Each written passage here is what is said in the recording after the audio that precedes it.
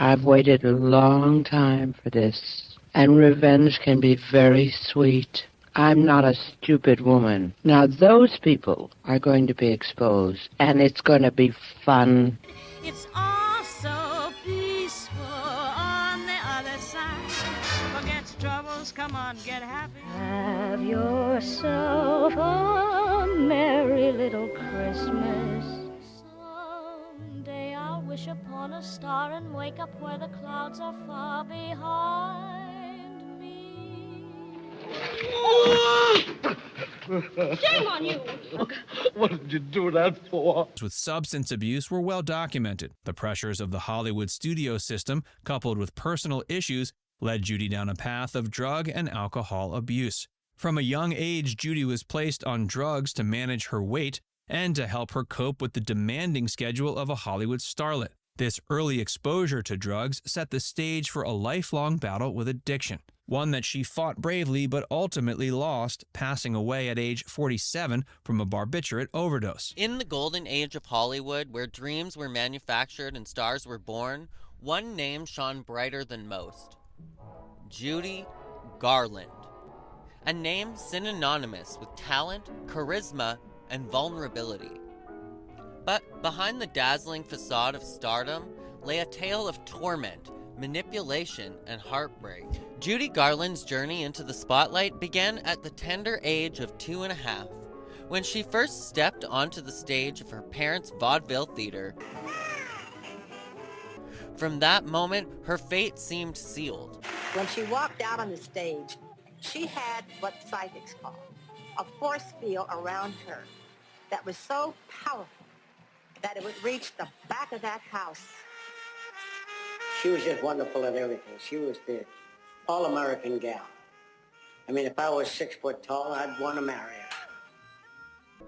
Plucked from the innocence of childhood, she was thrust into the unforgiving world of show business, where her talent would be both her salvation and her curse. Judy Garland's childhood was anything but idyllic.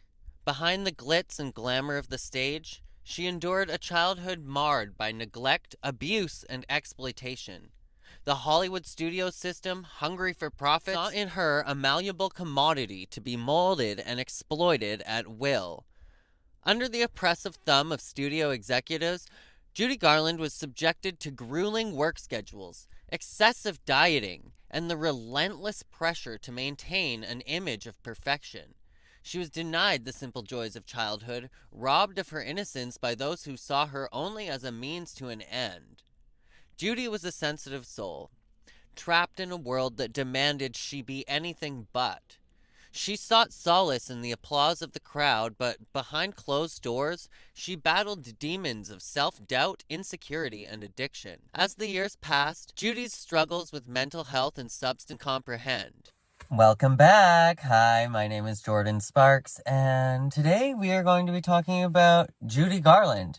And Judy Garland is right up there with Marilyn Monroe for me as an absolute legend, icon, somebody that I have been in love with my entire life. But also, the more I learn about her, and the more that I learn about her story, the more I feel impacted by her still, even though she's been passed for probably, 60, 70 years or something like that. And I think that Judy Garland was one of the most gorgeous, bright, energetic, enthusiastic lights that has ever graced this world. Her story is absolutely tragic, and to me it really illustrates what is the cost of fame, because we sit back and we idolize these people and wish that we could have their lives, and I'm sure that Judy Garland had that effect on millions of people, millions of children specifically. And to know that she passed away with nothing is wild. Nothing but a life full of torture and a life full of struggle, be it with personal relationships, career relationships, mental health and addiction. This is a really good story, you guys. If you don't know the story of Judy Garland, or even if you do, I'm sure you'll learn something. New information has come forward about Judy Garland. Today we are going to cover everything Judy, so here's a warm welcome to a captivating journey through the life of an icon whose brilliance illuminated both the silver screen and hearts of millions. In today's video, we embark on a poignant exploration of the incomparable Judy Garland, a soul whose existence was marked by triumphs that touched the skies and trials that tested the very fabric of her spirit. From the dazzling heights of her meteoric rise in Hollywood's golden era to the challenging valleys that echoed with strains of personal struggles, Judy Garland's life was a symphony of resilience and artistry. Join us as we unravel the threads of extraordinary narrative, weaving through the glimmering moments of success and the shadows of adversity. Through the lens of history, we will witness Judy Garland's indomitable spirit shining on stages and screens, capturing the imagination of audiences across the globe. Yet, behind the curtain of fame, we'll also delve into the trials she faced, the poignant struggles that echoed throughout her life. It's a haunting melody. So, grab a front row seat as we embark on this poignant odyssey, exploring the triumphs and trials that sculpted the legacy of Judy Garland. Together, let's celebrate the life of a star who, even in the face of adversity, continued to sparkle like a diamond in the Hollywood sky. Stay tuned for an emotional roller coaster that will leave you inspired, reflecting on the resilience of a woman whose journey transcends time. Welcome to the Roaring Twenties, a decade that roared with exuberance, innovation, and rebellion. It was a time of unprecedented change, when the echoes of the Great War faded into the background and a new era of modernity dawned. The 1920s was an age of contrasts, where the old collided with the new and tradition clashed with innovation. It was a time of economic prosperity, technological advancement, and cultural upheaval. The decade witnessed an economic boom, with industries flourishing and consumerism reaching unprecedented heights. Factories churned out goods at record speed, and the assembly line revolutionized production, making goods more affordable and accessible to the masses. But amidst the prosperity, the shadow of prohibition loomed large. The nationwide ban on alcohol gave rise to a thriving underground economy, with speakeasies popping up in every corner of the country. Bootleggers smuggled liquor across state lines while police raided illicit establishments in a never-ending game of cat and mouse.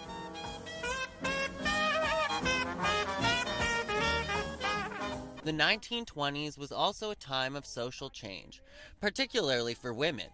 The flapper with her short hair, shorter hemlines, and bold demeanor became a symbol of female empowerment. Women cast off the shackles of Victorian morality and embraced newfound freedoms, entering the workforce, pursuing higher education, and challenging traditional gender roles. Yet, amidst the glitter and the glamour of the Jazz Age, America grappled with deep-seated divisions. The Ku Klux Klan experienced a resurgence, spreading hate and violence against African Americans, immigrants, and anyone deemed, quote, un-American, unquote. But from the crucible of adversity emerged voices of resilience and creativity, as African American artists, writers, and musicians fueled the cultural renaissance known as the Harlem Renaissance. Here's one you all can sing with us when the Saints go marching in.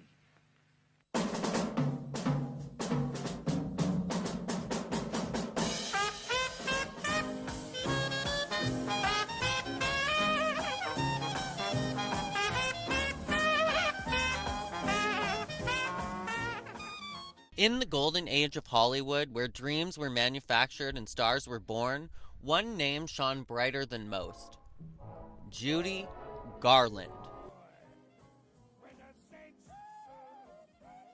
I was born in a little town called Grand Rapids, Minnesota. I remember once when I was a kid, it was 40 degrees below zero. On June 10, 1922, Frances Ethel Gum was born to parents Ethel and Frank Gum. Frank Gum was a traveling song and dance man from Murfreesboro, Tennessee.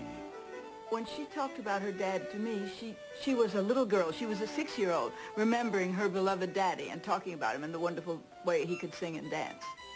By 1912, Frank Gum was leading audience sing-alongs at theaters in Superior, Wisconsin. His piano player, 19-year-old Ethel Milne. 2 years later, they would marry and relocate to Grand Rapids, Minnesota, where Frank operated the local movie house and performed with Ethel as Jack and Virginia Lee, sweet Southern singers. Even today, Ethel's energy and passion for music are remembered in Grand Rapids. Before their daughter was born in their hometown of Minnesota, the couple had worried about their financial struggles they would endure if they chose to have their third child. In a desperate attempt, the couple tried everything to induce a miscarriage. The couple's attempts to terminate their pregnancy failed, and Frances was born in New Rapids, Minnesota. After 7 years of marriage, Ethel was shocked to learn of Frank's homosexual infidelities, which made her 1921 pregnancy anything but a blessed event. Frank sought help from a friend, medical student Marcus Rabwin.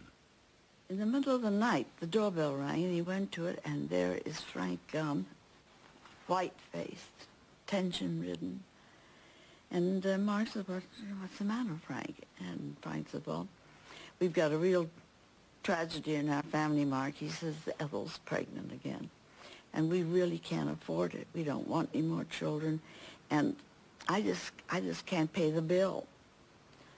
And Mark said, are you asking me to arrange an abortion for your wife? And Frank said, yeah, yes, I am. And Mark said, well, look, don't be silly. He said, you go back to your wife and tell her I said that she must have this baby. I think the one difference was that my family never pushed me into show business. And I think Judy's mother was living out her idea of what she had wanted to be as a singer. And she had the 3 girls, and they were all talented, but Judy by far was the most brilliant. Baby Gum was only 9 when she met the person who would later teach her to dance down the yellow brick road. Well, she was little, and she had a powerful voice, and she just took over everything. You know, you knew right away when you saw her that there's somebody that's going to go someplace. The child instantly grew, however, to be the family favorite. At age 2, the child, now nicknamed Baby Gum, began to sing and hum tunes and show an increasing talent in music. By the time she was 11, she had been trained by her mother to perform with her 2 older sisters. They called themselves the Gum Sisters.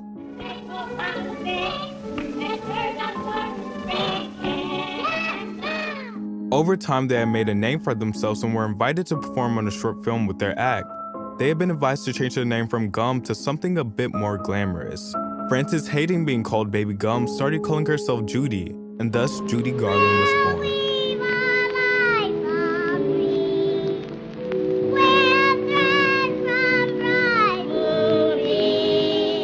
Chapter 3, Stage Mommy Dearest. Ethel Gum, A Mother's Vision. Ethel, or Ethel Gum, I don't really actually know how to pronounce her mom's name, was more than just a supportive parent. She was a visionary with an unwavering belief in her daughter's talents and capitalizing potential. Recognizing their potential, Ethel orchestrated countless performances for the Gum Sisters, tirelessly promoting their act across the Midwest. Her dedication and determination laid the foundation for Frances, aka Judy Garland's, future success. And here is where MGM comes in. The MGM connection. In 1935, fate intervened when the Gum Sisters caught the attention of George Jessel, a renowned entertainment impresario impressed by their talent. Jessel arranged an audition for the sisters with Metro-Goldwyn-Mayer, one of the most prestigious studios in Hollywood at the time. It was here that Frances Gum's transformation into Judy Garland began. Dear Mr. Gable, I am writing this to you. Ethel's influence, Mommy Dearest, navigating Hollywood. As Frances embarked on her Hollywood journey, Ethel remained a constant presence in her life, providing guidance and support every step of the way. Ethel's keen business acumen and fierce Kris Jenner-type determination ensured that Frances received the opportunities she deserved, navigating the complexities of the entertainment industry with grace and resilience. My heart beats like a hammer, and I stutter and I stammer. But Ethel had one goal in mind: securing stardom for Judy as the cash cow for the whole family. It was Ethel's astute negotiation skills and unwavering belief in Judy's talent that ultimately secured her a contract with MGM. Under Ethel's guidance, Frances, now Judy Garland, began her ascent to stardom. You made me love you. Captivating audiences with her mesmerizing voice and magnetic presence. As Judy Garland's star continued to rise, Ethel remained her steadfast champion, a beacon of strength and support in an often unforgiving industry. Her influence extended far beyond the confines of Hollywood, shaping not only Judy's career, but also her identity as an artist and a woman. Oh, but it wasn't your fault. No, I was in the way. But you looked at me. The year 1938 marked a pivotal moment in Judy Garland's career as she stepped into the iconic ruby slippers of Dorothy Gale in The Wizard of Oz, a film that would not only define her legacy but also become a timeless classic in the annals of cinema. At the age of 16, Garland was cast as the lead in MGM's ambitious adaptation of L. Frank Baum's beloved novel. However, Judy's journey of Oz was not without its challenges. The film's production was an elaborate undertaking combining live action with groundbreaking Technicolor sequences, and it was under the meticulous direction of Victor Fleming that Judy's transformation into the enchanting Dorothy began. The filming process was grueling, with long hours and demanding scenes that tested the young actress's stamina. The iconic song Over the Rainbow, which would later become synonymous with Judy Garland herself, almost didn't make it into the final cut. Studio executives initially considered cutting the song, deeming it too slow and a potential hindrance to the film's pace. However, Judy's emotional and heartfelt rendition of the song ultimately convinced them otherwise, causing her to suffer horrible burns on both her face and hands. Much like poor Margaret Hamilton, who played the Wicked Witch of the West, the makeup used for the Tin Man was incredibly dangerous. The makeup crew used aluminum powder to make his skin silver, which Buddy Ebsen reacted violently to. He was hospitalized in critical condition because the aluminum powder had coated his lungs. Jack Haley was recast as the Tin Man, and while he did an excellent job, you can't help but wonder how differently the movie would have ended up if Buddy Ebsen had played the iconic role. Judy Garland was grossly mistreated by the director. Back in the 1930s, many cruel treatments were considered fair game. Poor Judy Garland, who was only 16 when she was cast to play Dorothy Gale, was treated shockingly by the film's director, Victor Fleming. Throughout its production, Judy Garland was forced to starve herself even though she was at a perfectly healthy weight. Judy faced the pressures of portraying a character beloved by generations, and her personal challenges were exacerbated by the studio's strict control over her image and career. The use of makeup, costumes, and a rigorous filming schedule contributed to the physical toll on the young actress. Despite the hurdles, The Wizard of Oz premiered in August 1939 to critical acclaim. Judy Garland's portrayal of Dorothy earned her a special juvenile Oscar, recognizing her outstanding contribution to the film. Ladies and gentlemen, I have the pleasure now of presenting a young fellow that you all know that received the Juvenile Award last year. And I know he's probably one of the most popular. Well, he is, I think, the biggest box office name in our industry, Mr. Mickey Rooney, ladies and gentlemen. Members of the Academy, ladies and gentlemen, honored guests, it's my privilege this year to present that award for the outstanding performance by a juvenile actress during the past year, Miss Judy Garland.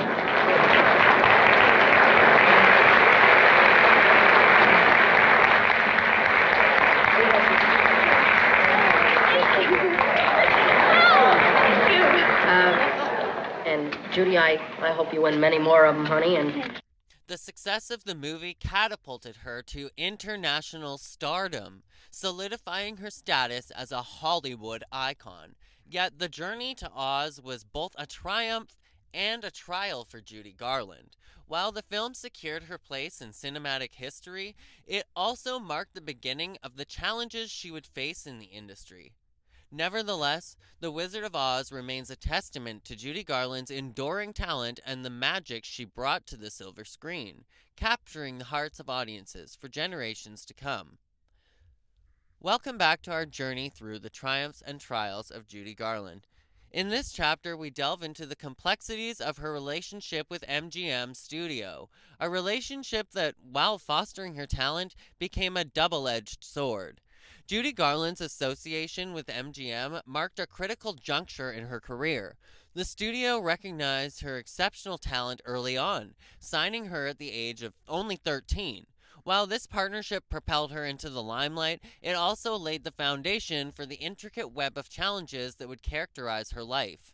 The infamous Andy Hardy series, in which Judy starred alongside Mickey Rooney, showcased her versatility as an actress. However, the relentless pace of film production and the scrutiny of her appearance took a toll on Judy's mental health. The studio's expectation of a wholesome girl-next-door image clashed with the complex reality of a young woman navigating the complexities of stardom.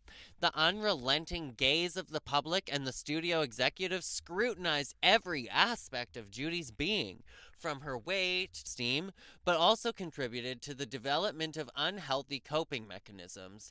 Seeking solace from the mounting pressures, Judy turned to prescription medications, a coping mechanism that would tragically persist throughout her life. This early reliance on drugs became an unfortunate pattern, a desperate attempt to cope with the demands placed upon her by the studio system. Behind the scenes, Judy Garland faced a dichotomy.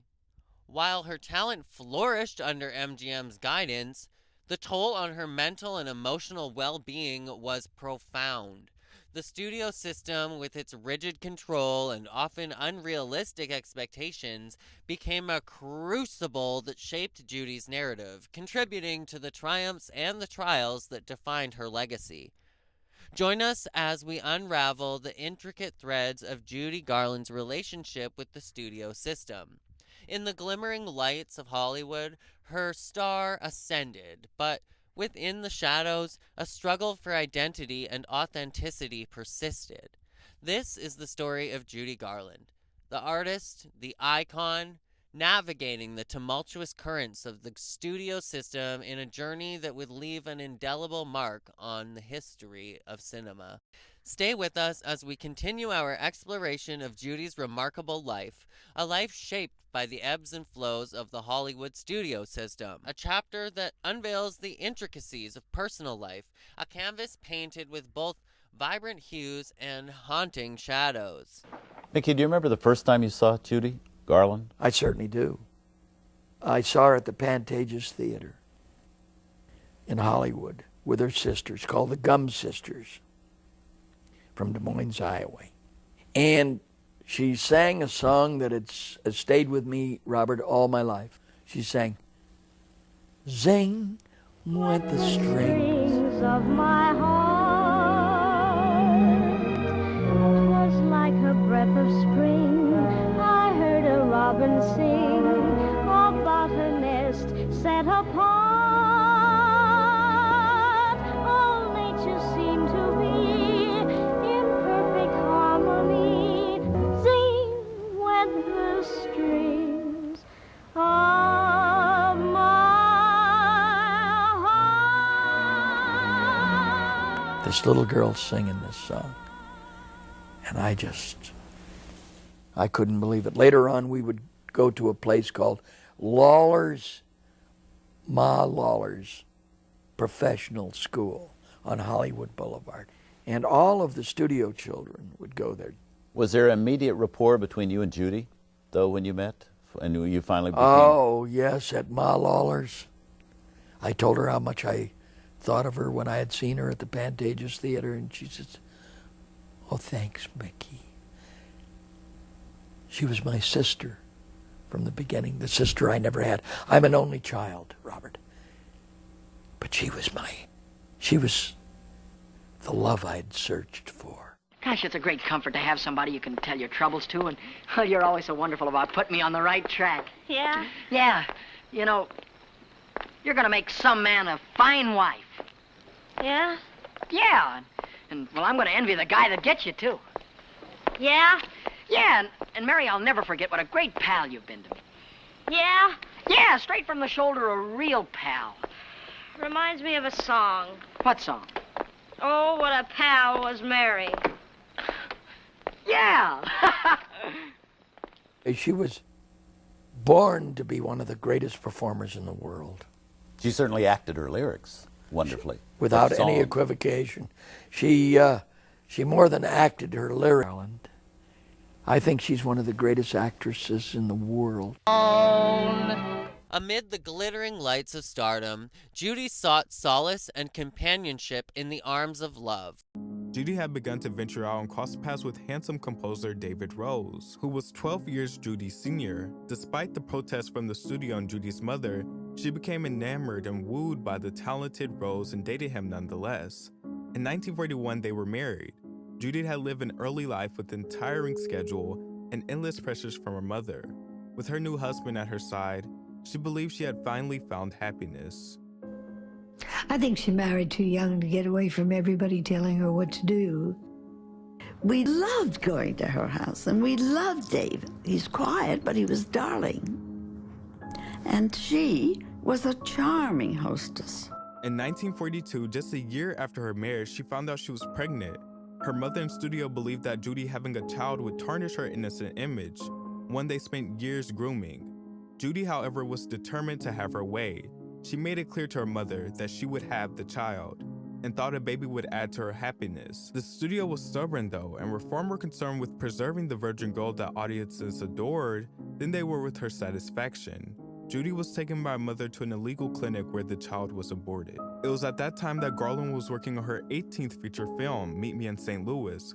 Garland was hardly excited at her role and found the character and dialogue to be beneath her level of talent. The amount of pressure she was getting didn't help her either, and her director Vincent Minnelli realized her need for human decency. He became close to her, working with her and helping her come to terms with her character. Before long, the young actress played her role with the utmost care. Have yourself a merry little Christmas. Let your heart be gay. You might tell her 20 things, we'll say, to change in the performance, and God knows she had enough on her mind. But, and you didn't know whether you were getting through to her or not. I love you. See you soon. Although she was married to Rose, she started to fall for the charismatic and talented director. They soon had an affair, and by 1945 they were married. Her marriage to Vincent Minnelli, the renowned director, brought moments of joy and the birth of her daughter, Liza Minnelli. The union was a dazzling chapter in Judy's life, marked by artistic collaboration and shared dreams. But everything would be perfect, and she would remember everything. She was a fantastic artist. She knew that there were 20 different ways of playing a scene, you know? And I love working with that kind of person. However, like any life touched by fame, Judy's personal journey was also punctuated by moments of turmoil. The pressures of stardom and the relentless scrutiny from the public and the studio system placed immense strain on her relationships. Despite the love and happiness, shadows lurked in the corners of her domestic bliss. Judy's friends and co-workers did warn her, however, that Minnelli may be homosexual due to his feminine behavior. He leaned less on the side of masculinity when it came to his behavior on set. Anybody that worked with him would say the same thing. He was very nice, don't misunderstand, but he didn't look like the type that would have a girlfriend and marry somebody. People told Judy that Vincent might be gay or bisexual because he was very effeminate. When he first arrived at MGM, he wore makeup. He went on to one set just to observe, and he wore more makeup than most of the actresses. Garland ignored these rumors and trials. With her spectacular success in The Wizard of Oz, Judy Garland became Hollywood's favorite all-American girl. Judy wanted to be glamorous. She wanted to be exotic. She wanted to be everything she was. She didn't want to be the girl next door. That was one of her great problems forever. She saw herself as Lana Turner, or wanted to be. And she palled around with beautiful women as if it would rub off. You had the Potter Familia, the Big Daddy, and these were his children, and he would control them. And he was not necessarily sympathetic or even aware of them in the sense that this was going to hurt them. But the way they used to shoot it, they would shoot just to the point of exhaustion. people who ran the business saw a good thing in her and felt that, well, if she's that great a star, we ought to make 3 pictures a year, 4 pictures a year. When you start doing that with anybody, even a grown-up, a picture is one of the most devastating things to your whole nervous system. It's a traumatic thing. You're on approval every minute, every shot. You get up at 5 o'clock in the morning through the makeup, and all day long you're under that terrible tension of knowing your lines. Are you making good? After shooting all day long, she'd come home, she'd want to have her dinner, she had to learn her script, she had to take a bath. We all went through that, but with Judy, because she was so high-strung and sensitive, she couldn't sleep at night. From what Judy told me in those years, the medication she was taking was a studio doctor, and yes, some of it was for her weight, but a great deal of it was, because these pictures were coming one right after the other for a while, was wake her up, because they'd given her a pill to sleep. Now they had to give her a pill so she'd be, not groggy in the morning on the set. Metro wanted its 4-foot 11-inch star to maintain a camera-thin 95 pounds. Doctors prescribed the miracle appetite suppressant Benzedrine. Judy lost weight and sleep, necessitating the use of barbiturates. They didn't mean to addict her. They were trying to get a picture finished. She did complain to me once that she would love to stop it all, but she doesn't know how. She says, you can't go tell Mr. Mayor, you won't do it. So that meant you just had to do it in those days. That's what it meant. She knew there was no way that she could turn and, refuse this medication. Consistent work schedule and increasing medication made her miserable. In 1943, she submitted herself to psychotherapy in hopes at some relief. It was just a screaming fight. The mother got hysterical, Mayor got hysterical. I mean, the idea that MGM movie stars are crazies, that they're lunatics. How can I do this? All this girl needs is a mother's love, and there is the mother. How can you deny this? And tears are rolling down his face. He must have hated his mother. And the mother is saying, I know exactly what to do with her. You just lock her in a closet. What the girl needs is discipline. And I kept saying, look, the girl needs help. But Dr. Carman just said, if you'll give me a year, it can straighten out. But the longer you go, the more difficult it's going to be. And there'll come a time when there's it's not going to happen. Along with her amphetamines and sleeping pills, she became addicted once more and started showing her new symptoms of erratic behavior due to her high dosages. On the set, which her husband directed, she would have increasing paranoia. She would have to be driven home early due to her inability to keep it together. One of the side effects of amphetamines is paranoia. And when she was on the set of The Pirate, they had bonfires. They were doing dances around bonfires, and she started screaming, "They're trying to kill me. They want to burn me alive," as if she were Joan of Arc being led to the stake. But Judy had to be led away from the set, but taken home. She was surrounded by a very intricate spider web of people that were yes people that were supposed to be her friends, but I think underneath it all, were they her friends? Because they gave her what she wanted, which destroyed her. She would be loving and affectionate. Then when I came home, I could always tell when she had taken the pills, In 1947, she was sent to the hospital to recover and rehabilitate herself. Later that year, Judy would go on to star in Easter Parade, which was a mass success. By 1949, she was offered a role by MGM for Annie in Annie, Get Your Gun. This time around, the symptoms of her growing drug addiction got worse and she began to lose her hair. The pills had a cumulative effect, and she had to take more and more and more. And eventually, the number of pills she took that she could take safely would have killed a lot of other people. After earning a suspension from MGM, she was sent to a hospital to sober up.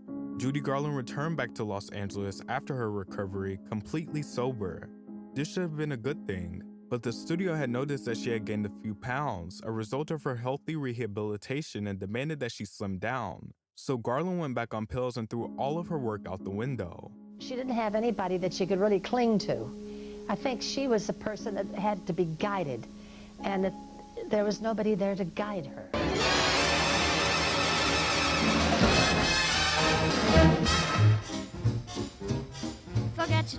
troubles, come on, get happy. The Lord is waiting to take your hand. Shout hallelujah, come on, get happy. You better chase all your cares away. Shout hallelujah, come on, get happy. Your cares fly away. Shout hallelujah, get happy.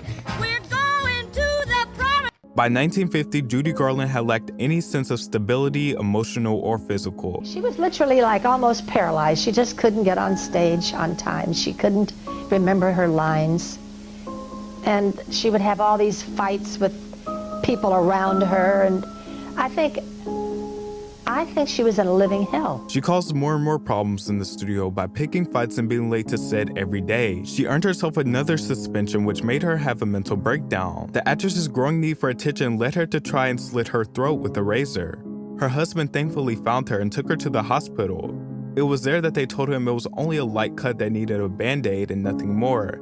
It was clear that Garland's cry for help was an urgent one. Judy has always been an emotional girl, and I think a lot of it probably was feeling sorry for herself. Just feeling sorry for herself and not being able to do anything about it. She was like somebody drowning. Newspapers, of course, said Judy Garland slashed his throat. It sounded like Jack the Ripper time. But it wasn't. It was really a cry for help. That was, she was a self-abuser in that sense. She wanted attention, desperate for attention. And that was how she felt she could get it. She was soon released from her contract with MGM. She decided to move on to radio. She would do performances such as Over the Rainbow to listeners everywhere. Just stay tuned in, folks. This program will be followed by entertainment. Clever girl, isn't she, folks? You know, she started out in radio with me. We had a lot of fun working for Pepsodent. Pepsodent? You told me we didn't have a sponsor. Soon she met her next husband, Sid Luft. A subsequent marriage to Sid Luft, a music promoter and producer, brought its own set of highs and lows. She found out she was pregnant with her second baby and decided to marry the father Luft later that year. She believed this was her new chance at being content and welcomed her baby daughter into the world 9 months later. When she married Sid Luft, he contributed to her stability. He cared very much for her, and I think that he was the best of all of her husbands for her. What Judy needed most was confidence, and that Sid gave to Judy at the beginning. Together, they welcomed children and navigated the complexities of Judy's career. You can really believe that's happening. And your mother was just the age that you are now when she made it. It must make you feel a little odd, doesn't it? No, not really. What about you, Joe? Have you seen it? Yeah, I could just watch it a million times. I'd never get tired of it. And Sid Luft was in awe of her singing capabilities. He saw an opportunity in her and went on to manage her, which led to her divorce from her husband, Vincent Minnelli. He cultivated her singing career. Sid Luft had Judy right like this. He had her heart and soul. He had her trust and her love and respect. And he knew what she needed. By 1952, her singing career was wrapped in gold, and she made a career for herself. If happy little bluebirds fly beyond the rainbow, why, oh, why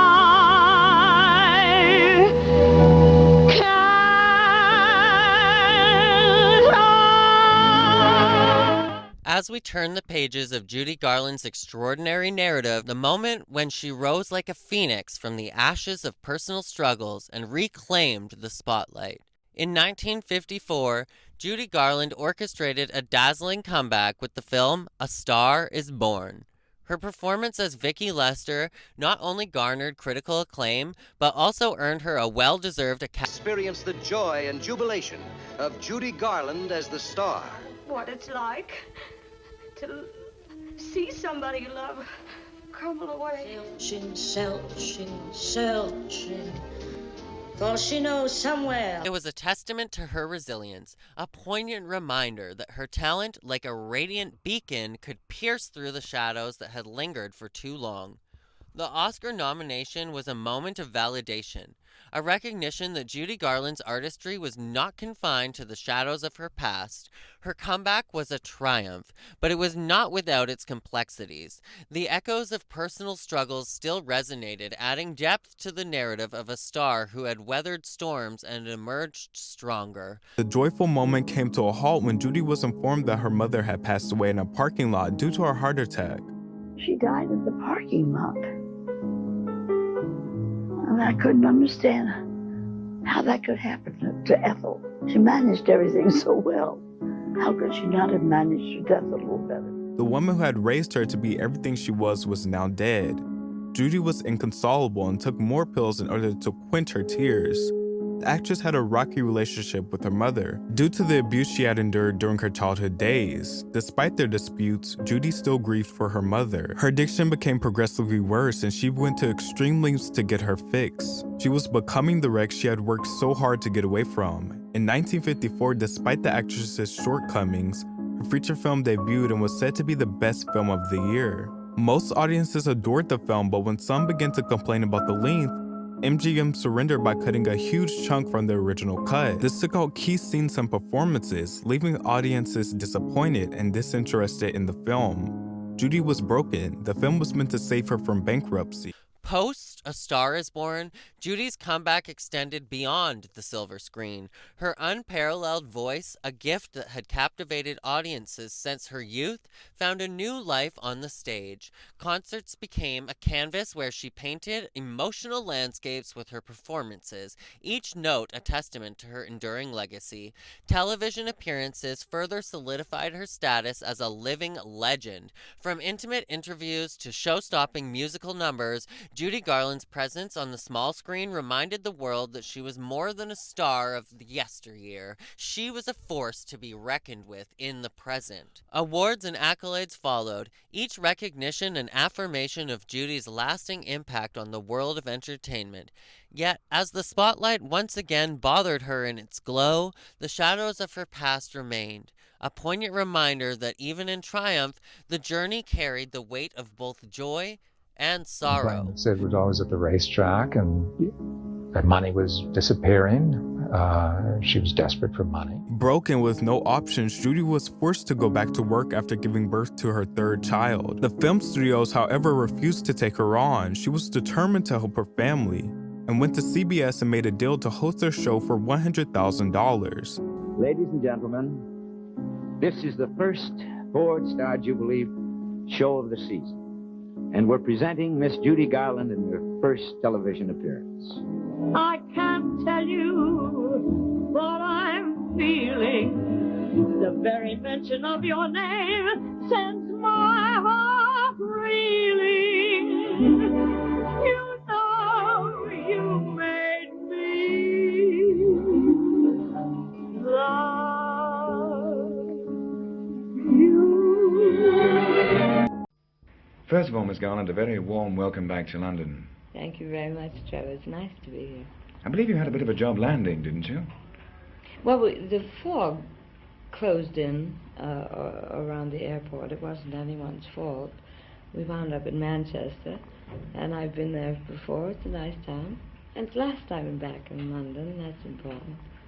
Now, I Could Go On Singing is your first British film, isn't it? Yes, it is. How do you enjoy working in this country? I enjoy it very much.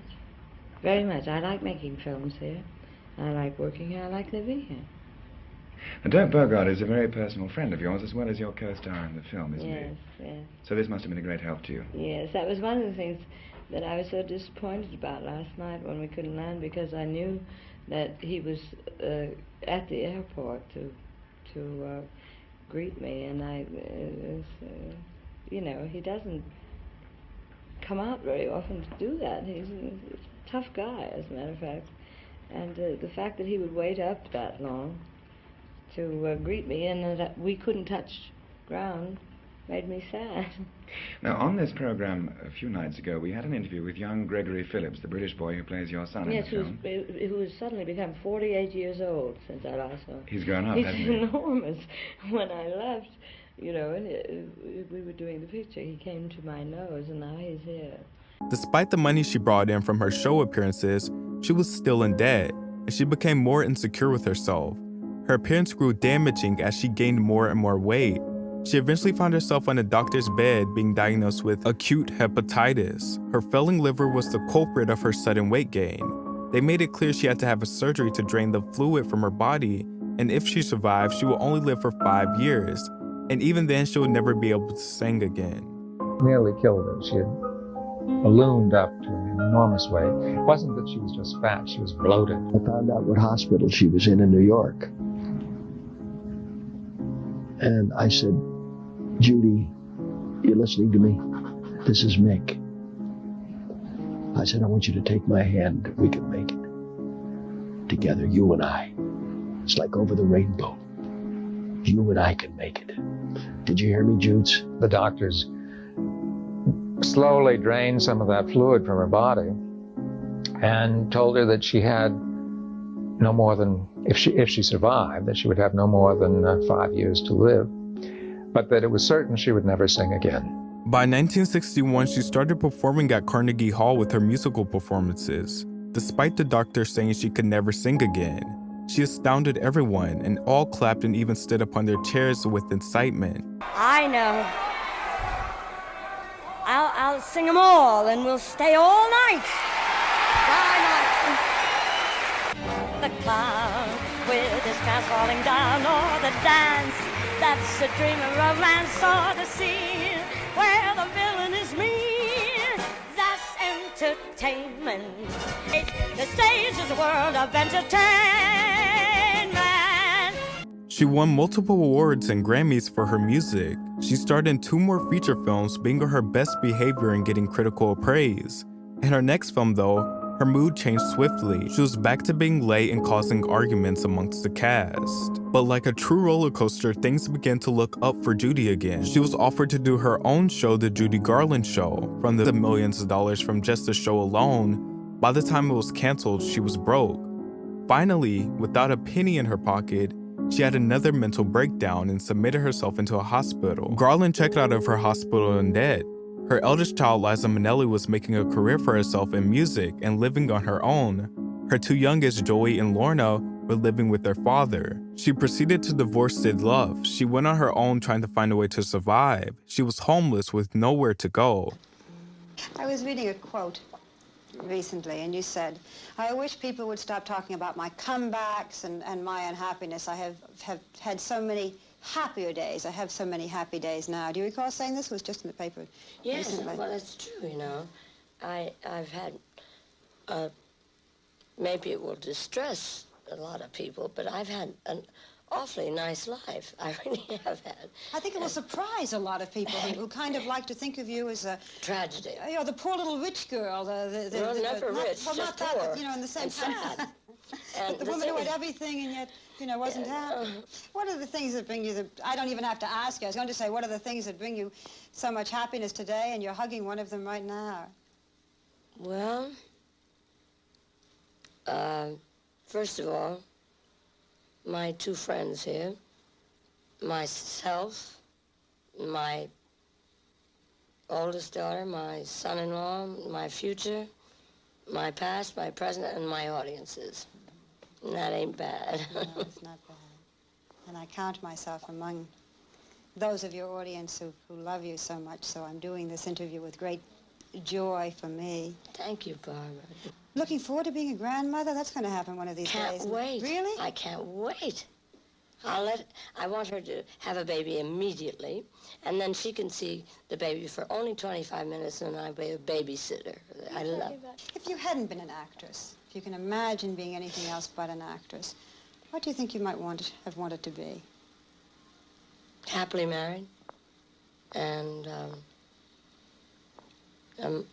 just a nice lady. Do you think it's possible to be an actress and be happily married? Well, I don't think anybody who married me thought so, but I think it's possible.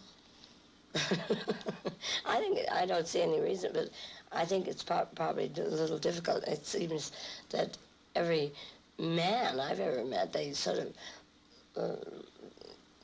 well, they know that I'm Judy Garland when they start to go with me, and then the minute they sort of get entangled with me, they say, you know how difficult it is to be. Well, why didn't they think of that before they, took me out the first time? I don't know. I don't think I'm that difficult to you. It doesn't seem, it hasn't been too rough on you. No. But at any rate, I would like that. I'm a good cook, by the way. And I think you can vouch for that. Say something. Yes. No fair. She makes the best shepherd's pie. Shepherd's pie, they like, yes. That's a pretty good recommendation. Do you want to get married again? You're talking to Joe? I'm talking to you. Me? Joe hasn't been married yet. He got the bridal bouquet at the wedding Yes, twice. he did. What do you think you do? Is it something that's... I don't want to rush into it, no. I think was married the first time when I was 6 months old, it seems to me. No, I'm not anxious to get married again. I don't see any necessity for that, unless you got somebody in mind. Gee, I don't know. You seem awfully nice. I'm going to look around.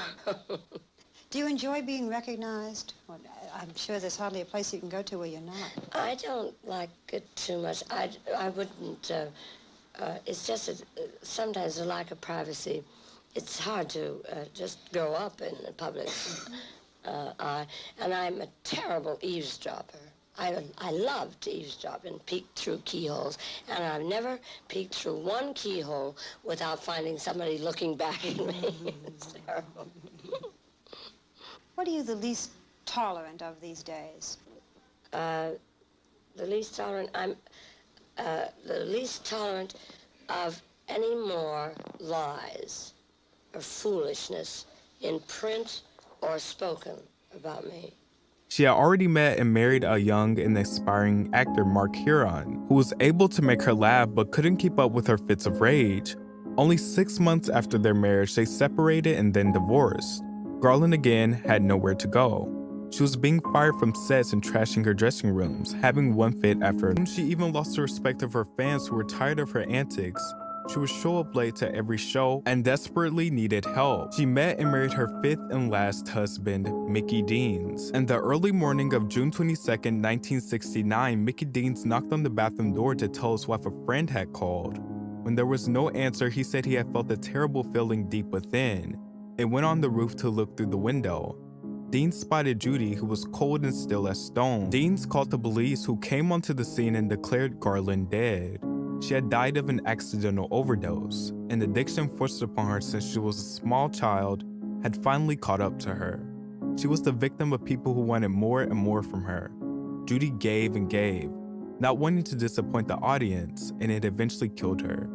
She had no plan to die, but her body was failing. When she did, all were shocked, despite knowing of her addiction. On June 25th, her body was flown to New York City from her memorial, where fans stood and mourned over the woman that gave all of herself to them. It was the end of the rainbow.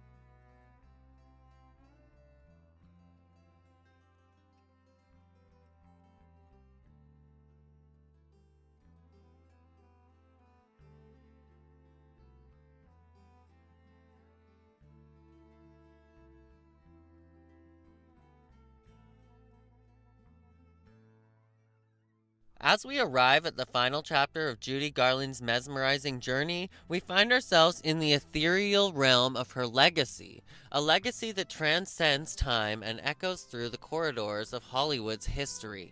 Judy Garland's impact on the entertainment industry is nothing short of monumental. From the vaudeville stage to the silver screen, from the highs of stardom to the shadows of personal struggles, she has left an indelible mark on the very fabric of Hollywood. Her story is more than a chronicle of fame, it is a testament of the resilience of the human spirit.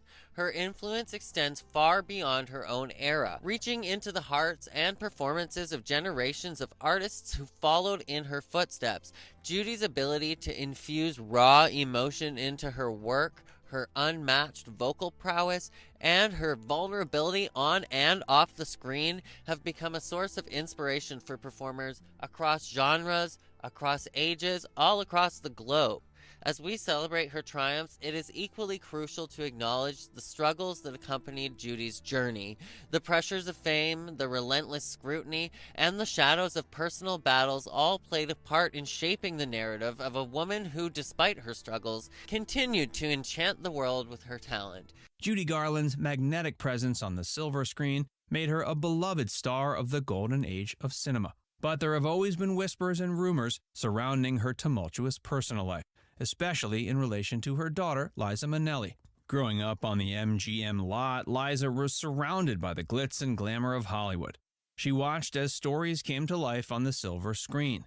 But it was not just the allure of the silver screen that captivated her, it was the magic of the stage, the thrill of live performance, and the connection with audiences. From the moment she took her first breath, her mother, Judy, was already a well-established star, and her father, Vincente Minnelli, was a renowned stage and film director whose works were celebrated in Hollywood and beyond. Now, at 77, the enigmatic Liza has decided to break her silence, confirming long-standing speculations and revealing an intimate glimpse into the life and legacy of her legendary mother.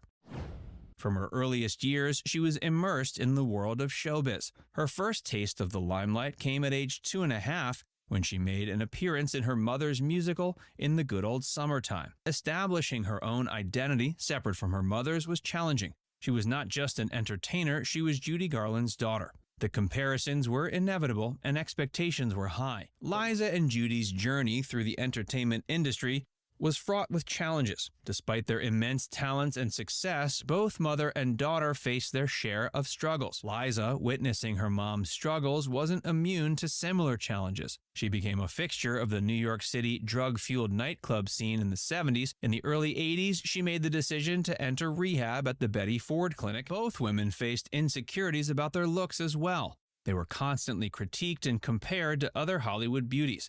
Judy was labeled as ugly and fat, criticisms that deeply affected her self-esteem. Liza faced similar insecurities, often feeling overshadowed by the conventional beauty standards of Hollywood. Garland's legacy extends beyond her professional accomplishments. Her personal struggles with addiction, her tumultuous relationships, and her battles with the Hollywood studio system have become part of her narrative, offering a cautionary tale about the pitfalls of fame. She's become a symbol of resilience, a testament to the human spirit's ability to overcome adversity. Liza, who has often spoken about her mother's impact on her life and career, continues to honor Garland's legacy. Liza Minnelli's reflections on her mother, Judy, provide a deeply personal and poignant perspective on the legendary star. Liza had a front row seat to Judy's life, witnessing her triumphs and struggles, her joys and sorrows. These reflections, shared over the years, offer a unique insight into Judy Garland, the woman behind the star, as seen through the eyes of her daughter. One of the most enduring aspects of Liza's reflections is the profound love and admiration she has for Judy. She often speaks of Judy's intelligence, her humor, and her deep love for her children. According to Liza, they always had a great time together because Judy was exceptionally funny, clear, incredibly intelligent, and had immense love for her kids. When questioned about her most cherished aspect of her mother, Liza replied succinctly, everything. Liza also frequently speaks about the inspiration she draws from her mother. Even more than 50 years after Judy's death, Liza still feels her mother's presence and guidance. She shared that whenever she calls on her, Judy is always there for her, and she finds herself reaching out to her mother frequently. She recalls hearing her mother's voice in times of doubt or criticism encouraging her to ignore the negativity and keep going. But she also has her share of pain. She's spoken about the challenges of growing up in her mother's shadow and the difficulty of forging her own identity. She's also shared the struggles of having a famous mother and the pressures that came with it. But despite the challenges, Liza speaks of her mother with a deep sense of respect and love. Perhaps one of the most touching aspects of Liza's reflections on Judy is her desire to protect her mother's legacy. She's been vocal about her disapproval of portrayals of her mother that focus solely on her struggles, insisting there was much more to Judy than her battles with addiction and mental health. Liza emphasized her mother wouldn't disclose such things to her because she was a loving and caring parent. Judy Garland's legacy is a call for compassion and understanding in the face of fame's darker side. It serves as a poignant reminder that behind the dazzling lights of Hollywood, real people navigate the complexities of life, love, and the pursuit of their art. Today, we honor Judy Garland, not just as a star, but as a symbol of strength, resilience, and authenticity. Her legacy prompts us to reflect on the human cost of fame, urging us to approach the stories of our beloved entertainers with empathy and compassion. Join us in commemorating the legacy of Judy Garland, a legacy woven into the very tapestry of Hollywood. As her voice continues to resonate through the ages, may we remember not only the triumphs, but also the trials of a woman who, against all odds, left an enduring mark on the world of entertainment. In the twilight of Judy Garland's illustrious career, a hauntingly poignant moment unfolded, one that encapsulated both the brilliance of her talent and the depths of her emotional turmoil. As she embarked on a recording session intended to chronicle her remarkable life and career for a documentary biography, little did anyone know that it would become a profoundly moving testament to her enduring legacy and the tragic fragility of the human spirit. The atmosphere in the recording studio crackled with anticipation as Garland, adorned with her trademark charisma and vulnerability, poured her heart and soul, but this time not into each note and lyric, but into melancholic almost retelling of what really happened in her life. Her voice, once hailed as the epitome of golden era glamour and musical prowess, now resonated with a rawness and poignancy that could only be born from a lifetime of triumphs and tribulations. Beneath the surface laid a sense of sadness, a haunting echo of the personal struggles that had plagued her throughout her life. The weight of her experiences, from the pressures of child stardom to the relentless scrutiny of fame, bore heavily on her shoulders, infusing each and every word with a bittersweet melancholy that left a palpable ache in the hearts of all who listened. As the recording session unfolded, Garland's voice quivered with emotion, weaving a tapestry of longing, despair, and fleeting emotions of joy. Honestly, offering but a glimpse into the depths of a soul tormented by the demons of fame, addiction, and unfulfilled dreams. Now,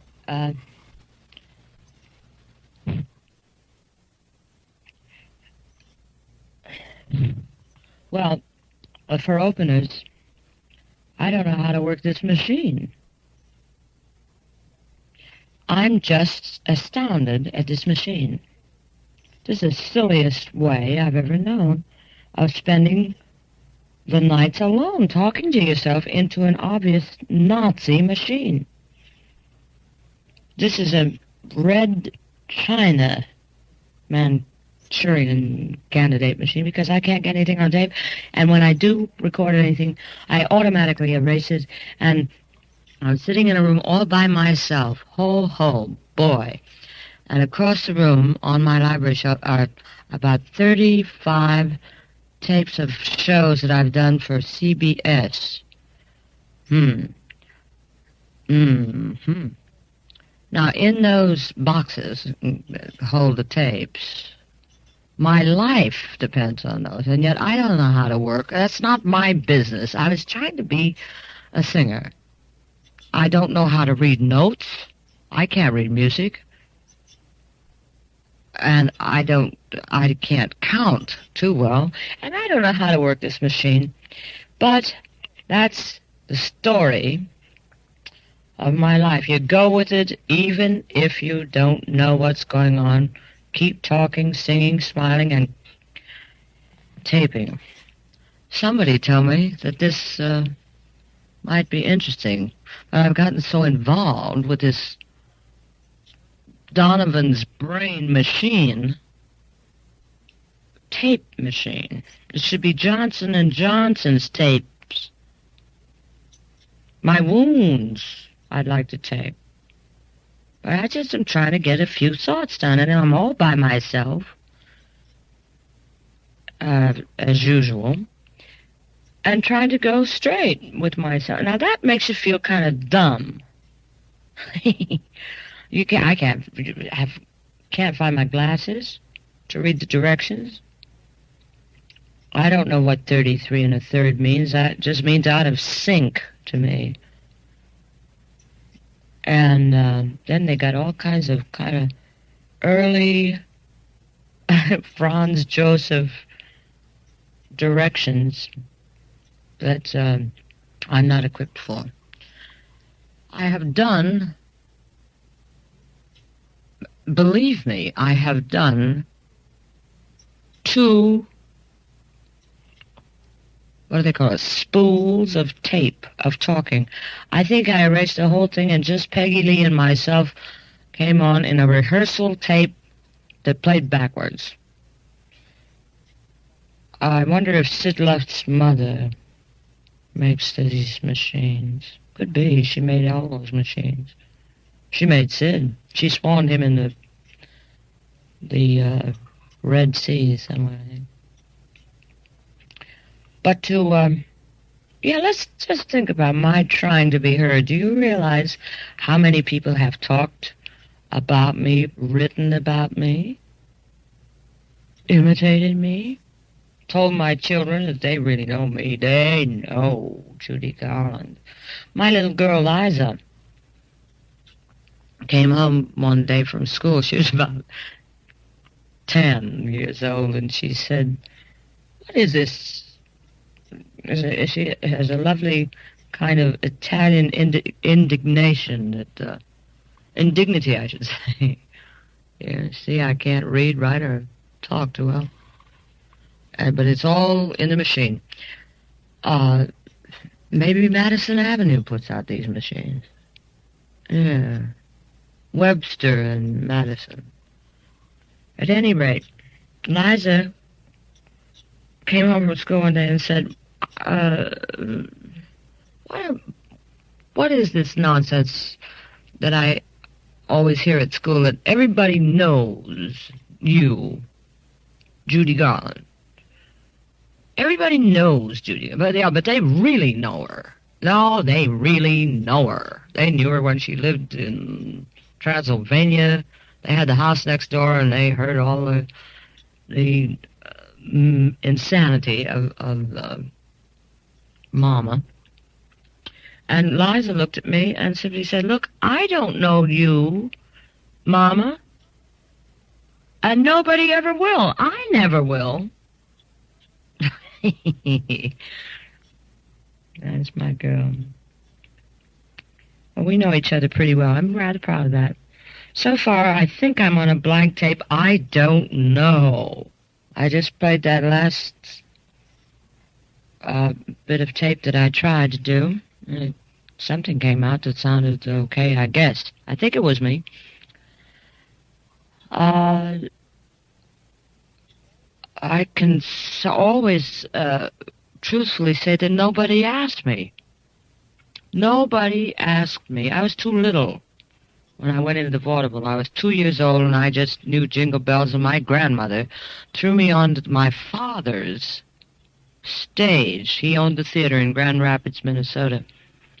And I just sang Jingle Bells, and nobody told me to stop, so nobody ever asked me. Now, I've never bothered to answer, because the questions have never been quite clear. But I can sit here now, at a nifty age of 41, and honestly say there's just me and this machine, baby. And I don't know whether anybody's interested or not, but I am. I worked very hard, and there's all the success and failure and fatigue and overweight and thinness and tears and laughter and Halloween and no... Oh, well, really. It's like something out of Tess of the Storm Country. I cannot take myself seriously because if I did, I would have died a long time ago. And I don't want to die. I've never met a cast of people I want to die with. You go on an airplane, look around at people reading the Reader's Digest or whatever. You don't want to die with them. First place, I get top billing. Judy Garland dies in plane crash. For other deceased, turn to section B, page 18. And then they take them alphabetically. And they're a peculiar bunch. What are we doing flying around in airplanes, for one thing? We're not... Even the birds don't go up that high. We just don't belong. We have to buckle ourselves in and hope. And there's no hope and no oxygen. Now, we don't belong up there. Now, you know we don't belong up there. At least I don't understand. I have to make friends with the pilot and give his children my autograph, whereupon he tells me that his children are just as important to him as my life. Forget it. His life isn't nearly as important as my life is to me. Sheer selfishness. I don't really care about anybody but me. And when my number is up, I want a new one, and I have no intention of checking out. Now, this machine isn't going to get me either. One way or another, we're going to overcome it. I'll say. See? There have been people like spooks that go in and out of my life. I don't think many of them are terribly interesting. But I have many, many interesting, good, solid, talented, lovely people that have taught me the meaning of laughing, being able to laugh at oneself. I am funny. I attract, well, inanimate objects just ruin me. I can check into a hotel to do a one-night stand concert and try to go into the closet to get my dress off a hanger, and an absolutely strange, mind you, little wire hanger without one thing on it flies off from left field and hits me right in the nose. A lot of people hit me in the nose. I got a kind of nice nose. I keep breathing. My antrums. They get a little stuffy now and then, but by goodness, they keep breathing in and out. I have a rather good intellect. I have a good sense of humor, but it's high time to cut the comedy and high time to stop the trolley ride, because I, Judy Garland, I'm going to talk. And everybody just better sit on the bench and watch the ball game. Put the pattern straight. I'm outraged. I'm outraged about many things that I've read about myself, that people have said. They've affected me deeply. Now I'm going to talk back. I'm going to talk in my own words and tell the truth, so here goes. And if I sound like the lady doth protest too much, don't get the idea that by telling my story, and I have a right to, don't think that comes from anything but having been treated and treated badly, written about in a shocking manner, smeared, scandalized, and I'm sick of it. I've come to a time in my life when I don't want it anymore, and I can't rise above it. I can't rise above the scandalous, obscene lies that have been the so-called printed word. And I can't rise above the gossip mongers that have... Well, all of it is affected my children, my health, and my work. By writing the truth, perhaps the effects will not be so painful to my family and to me. First of all, I don't understand. I don't honestly understand why I've been the victim and been made the victim of so many untruths. Perhaps you don't understand what it's like to pick up a paper and read things about yourself that aren't true. Read loathsome things that have nothing to do with your life, or you, or your heart, or your beliefs, or your kindnesses, or your willingness. I've spent years and years and years trying to please through singing or acting. There's nothing wrong with that. And yet, I've constantly been written or talked about by certain individuals that I'll get to later as an unfit person. Well, what kind of people are they? What kind of business are they in? They're dead people. But they've tried to kill me along the way, and by God, they won't. They won't. Because I'm mad. I'm a very lucky woman, in some ways. I'm a very lucky woman to have come to this time of my life and found happiness with a fine man. A fine man. A man who is able to love me. Not just that I'm able to love, but the fact that he loves me. I'm very proud of that. I'm very proud of the fact that Mark Herron loves me. Just me. Whether I sing or dance or whether I don't. Excuse me. I'm very proud. It's made me prettier than ever. That's what my oldest daughter, Liza, tells me. I'm prettier than ever. Liza has grown up to be a strong, beautiful, talented, fine, sensitive, courageous young woman. I'm proud of that.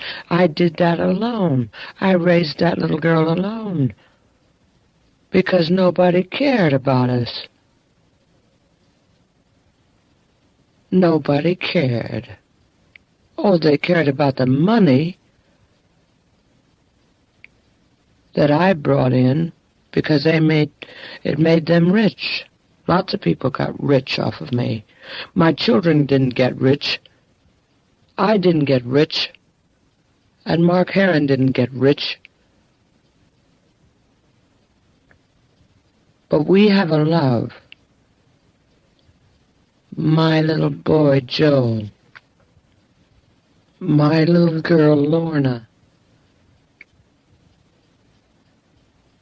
My young lady, grown-up daughter, Liza. Mark. Myself, we have a love that makes everything else look just stupid. Sid Luft is an animal. He's just some kind of breed. And I'll tell the world, whenever I can, that he's a thief, a blackmailer, a sadist,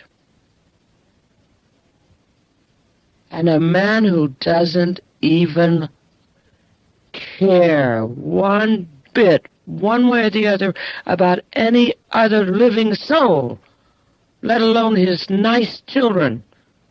He's never contributed one penny to their upbringing.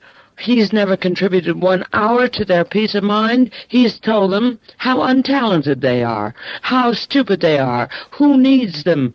He's told them how he doesn't like them. That's a nice man. That's a big, upstanding tramp. Well, maybe he's in with the judges in Santa Monica court so that I can't even get to see my children now that I live in England. Because I can't live with the stench of the Santa Monica courts and the stench of Sid Luft and the stench of lawyers who rob me and just keep it going, keep the case going. Judy's crazy. Judy doesn't know what she does. I know well enough how to raise 3 kids, and damn well. And I know how to be loved by a man who understands the pressures I've had to go through. And it's worth it. It's worth it. And the hell with all the crazy fan mail, so-called fan mail. The letters get saying, "You've sinned, Judy. Turn to Christ." I go to church every Sunday. I've got God in my heart. That's more than most of you can say. My children have it. Mark Heron has it. And we present an army. We represent strength and goodness. And by God, justice had better prevail. Although I doubt it. Being Judy Garland is quite a chore. Not only for me, but for Mark, for Joe, for Lorna, and Liza. But it's not too much of a chore for Sid Luft. And it wasn't too much of a chore for Vincent Minnelli to just overlook the fact that he had a magnificent daughter.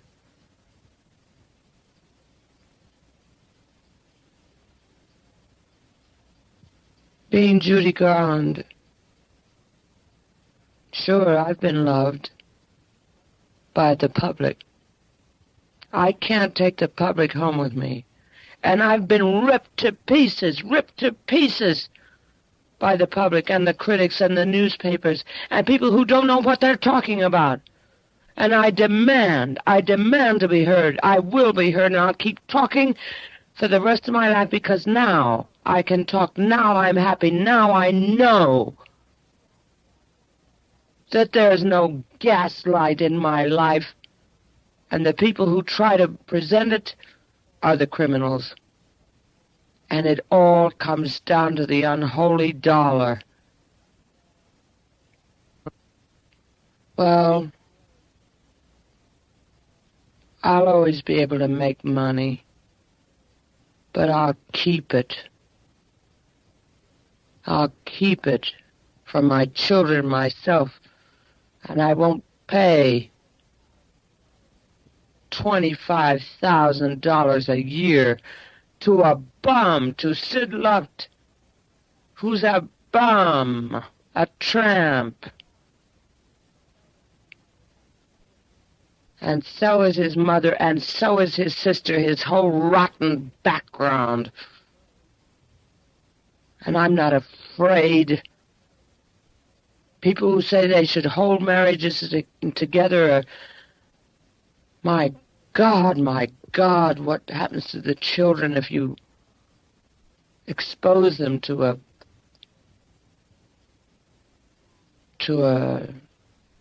mongrel? He wants money. He's not able to do anything mentally, and he's a paranoiac. but physically he's capable. Let him get his fanny out and go to work. I'm not paying for him anymore. I'm not paying for anybody who tries to rob me. Not rob, I'll pay. I'll pay. Just the way everybody else has to pay. Money. If you buy something, you pay money. If you owe a bill, you pay it. I'm a very honest woman. Nobody's ever encouraged me to talk before. It's a little difficult to sit and talk about yourself. I'm a very modest woman. I've always believed in that terrible cliche. Whatever is printed in the paper today is yesterday's news. That's a lot of nonsense. I get mail and fie on the rotten poison pen letters. The people who write those are demented. I'm going to live a life that is as splendid as my surroundings are. My man and my children. I'll get my children. I support my children. I've brought them up and I love them and they love me. I respect them. I worship them. They give me the same respect, the same love in return. They're brave children. They have to be. Look who their father is. What's he ever contributed? What's he ever done? What's he ever done for the world? He and his friends. I wish they would all get lost. How can they use two fine children and put a price on both those children's heads so the children can come and be with their mother?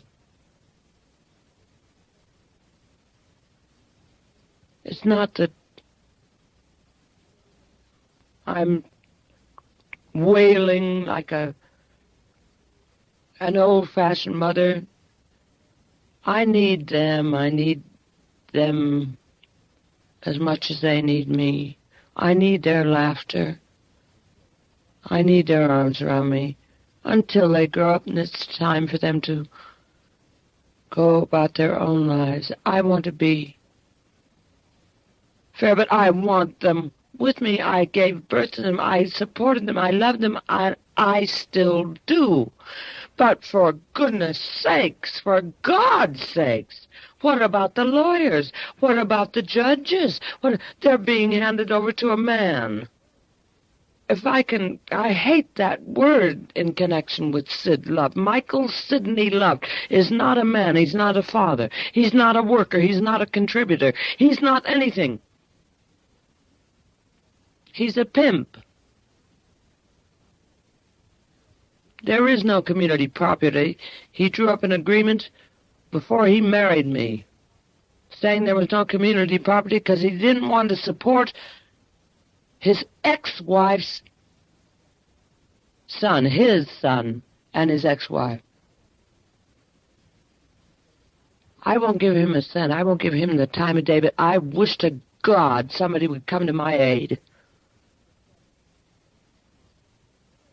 The judges sit down. I don't know how he pays them off.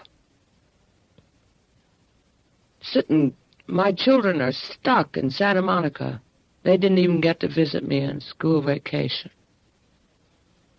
Because I'm supposed to be an unfit mother, I've been working my head off.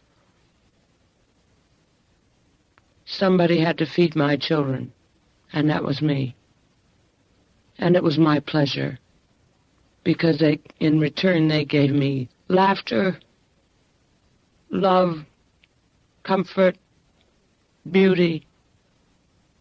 But it was damned hard to keep from climbing up the wall with frustration. So I'm not going to be frustrated anymore. I'm going to talk. And somebody's going to print this. Even if I have to put up the money myself. I'll print it in a little book. Maybe somebody will read it. And maybe somebody will learn a little bit of the truth of this so-called legend. That's why I'm supposed to be a legend. Judy Garland. All right, then read about it. Read the truth, though. I want to love. I want to be friendly. I want to work. Don't get in my way. And don't let other people get in my way. Get off my back. Let my loved ones stay around me. Let me stay around them. Let me live, for God's sake, let me live.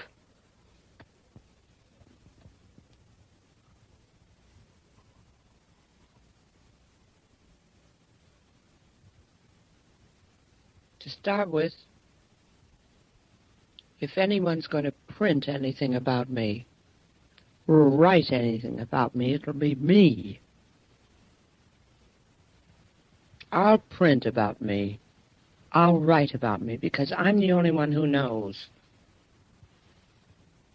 And I just refuse to stay silent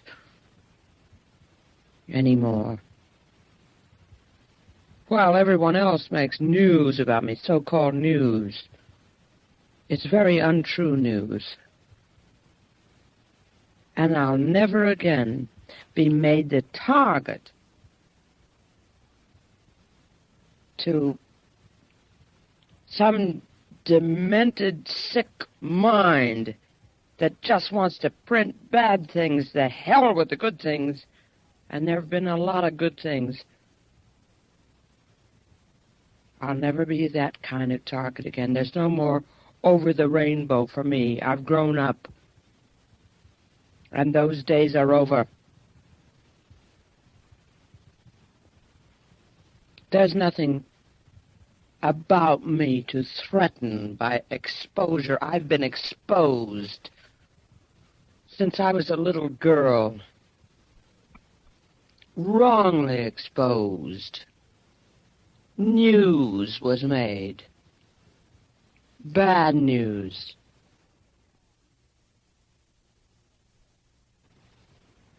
I know exactly who did it, how it was done, why it was done. I'm not a stupid woman. Now those people are going to be exposed, and it's going to be fun. I've waited a long time for this. And revenge can be very sweet when it is proper and right. I'm a very revengeful person now. I don't want any more lies printed about me. My children read the newspapers. They have to put up with their schoolmates and what their mates say about me. They do the best they can. They don't pay any attention to it. They've learned better. And they're smarter. But I don't want somebody who is retarded writing columns or saying things like Miss Hedda Hopper or Miss Luella Parsons, they seem to be terribly important. I don't want them to say, poor, poor Judy, right after I've triumphed at the Palladium in London. Write something good about me. I've been nice to them. I've been polite. You ought to see the condition they're in. Oh, boy. I know their makeup man. I know the tricks they have to do to pull those women's faces up so they can look human. No more. No, sir. I'm going to talk. And there's a little woman by the name of, what's her name? Oh, well, there's a Sheila Graham. The ex-girlfriend of a very good writer, F. Scott Fitzgerald, who unfortunately died 30 years ago. And she's been using him and everybody else. She's a fat, red-headed English idiot. But she gets paid. No, I'm going to get paid. Or they're going to get paid off. But to get back to Sid Luft, let's just concentrate on him. Let's expose him.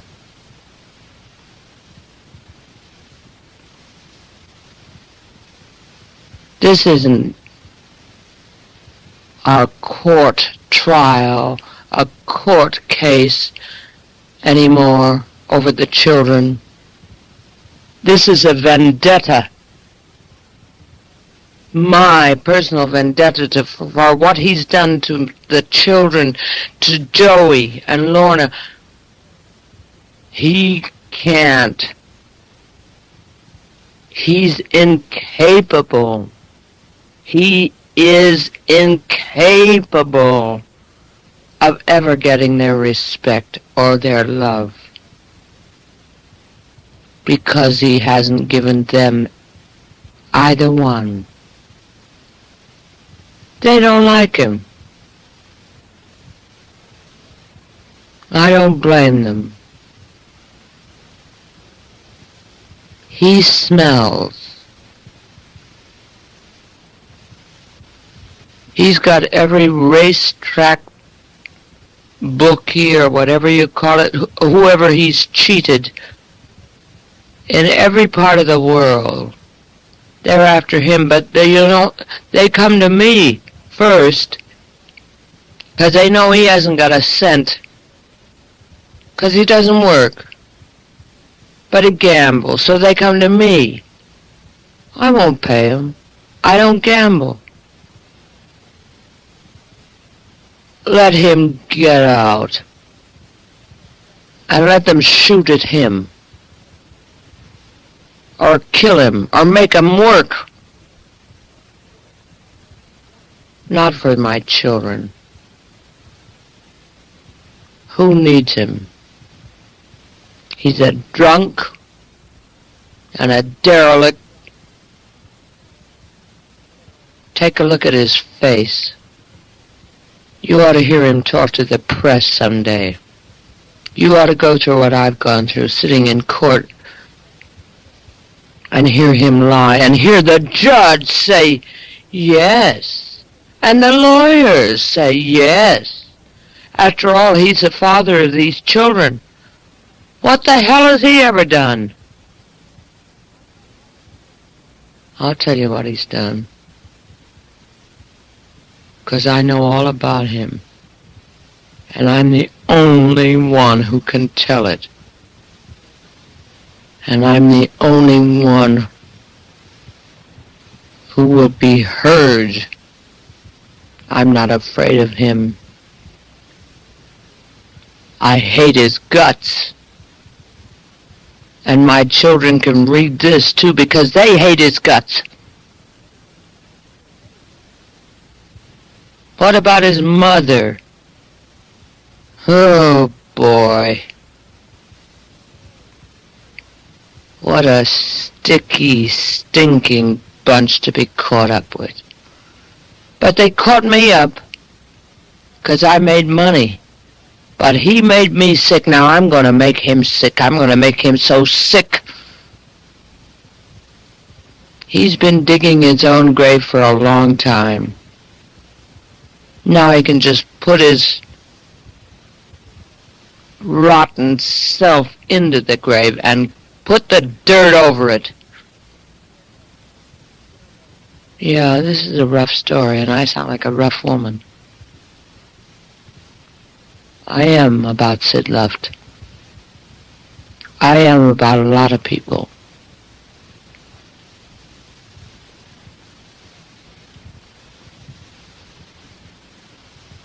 Except my son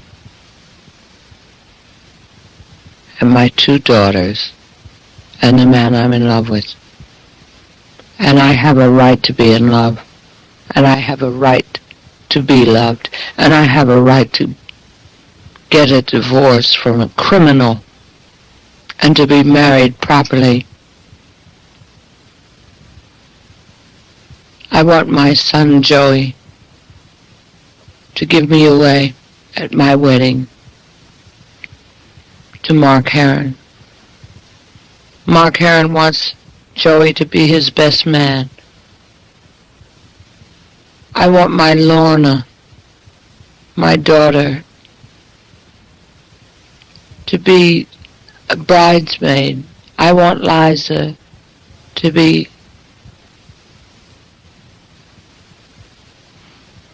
stand up with me in the lovely, and I'm going to wear white. White satin and white lace and white pearls, because I am pure and I'm marrying pure and my children are pure. So you see, it's not all crazy and insane the way people like to write it. Maybe this will be a news item. I can't believe the people that have worked for me, the publicity men, like Guy McElwain, when I'm smeared and my children have to read the papers and it's agony for them. He says, well, don't pay any attention to it and don't answer it. Don't try to say anything good in defense of yourself, because that's not news. I can't believe that. And I won't. Because I know about his life too. And he's pretty crummy. He got paid a lot. But for a statement like that, that's a pretty stupid press agent. I've been a stupid woman because I wanted to believe in people who I was paying thousands of dollars to. Well, they're going to have to prove themselves right to me before they get a penny or a minute of my time. I've sung. I'll be friendly. I am friendly. I like people to be friendly to me, but for goodness sakes, fellas and women, let's deal the cards right. And while we're talking about dealing cards, why don't all you people who Sid Luft has gambled with and lost, why don't you collect your money? Don't look to me for it. I go out and I work. My Mark works. That's to support our children. Our children. Because in the eyes of God, we are a family. And that's more than most legends or anything else can say. Mark has given me courage. Mark has given me love. Mark has given the children love. Mark is so wonderful that it's hard for the rest of mankind to understand him. I understand him. I understand what he's given to me. I understand what he's given to Liza and to Lorna and to Joe. They understand it too. He's the only father they've ever had. He's gentle, but by gosh, he's strong. And I love Mark Herron. And Mark Herron loves me. What's so silly about that? What's so crazy? We will be married.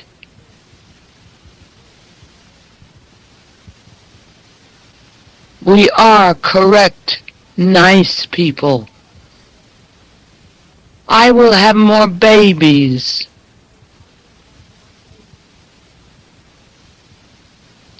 With my husband, Mark. We will have a wedding ceremony.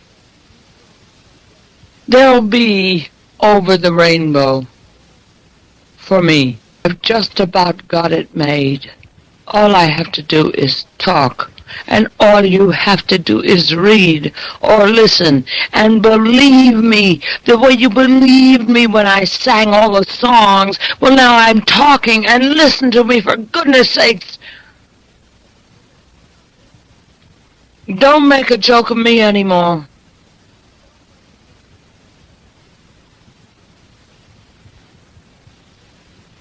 People say, and print, and believe, the stupid ones, and the minority, that I'm either a drunk, a drug addict, or what.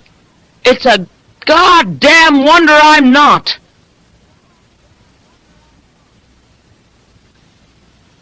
But I'm not. Because there's Joe, Lorna, Liza, Mark, and me. And whoever wants to love us is welcome. Whoever is against us, get out.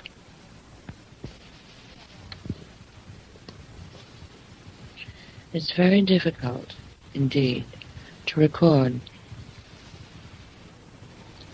Very difficult to record one's thoughts alone. And when I play back the tapes, I hear that I slur my words very badly, but that doesn't make too much difference as long as my thoughts are not slurred. I'd like to talk about my 3 successful children. They're great successes unto themselves, without an awful lot of help. I gave them so-called instant love because I had to work to support them. Nobody else would. And that meant I had to leave them many times. And that meant I had to make them believe in my love when I left them. And that meant that they had to know that I would come back. It also had to mean that they had to know that I had a life, that I would be well, and that when they grew up, they could leave me, and that I would be all right then. It's not easy to take. Oh no, you think all kinds of things. It's all kinds of modern care unto yourself. You think, oh, well, I raised my children.